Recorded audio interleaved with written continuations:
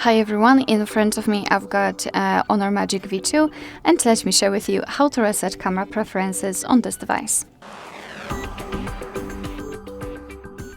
So let's start with opening the camera app, and I hope that you can see those grid lines. I've applied them before I've started the recording because I'd like to show you a visual evidence that the reset option will work. So all we have to do right now is to open the option bar and tap on more settings. Now we have to scroll down to the very bottom and tap on reset all settings. Tap on clear, and we just got back to the camera, and you can see that the grid lines are not visible, which means that we just successfully reset all camera preferences. Alright, so that will be all. Thank you so much for watching. I hope that this video was helpful, and if it was, please hit the subscribe button and leave the thumbs up.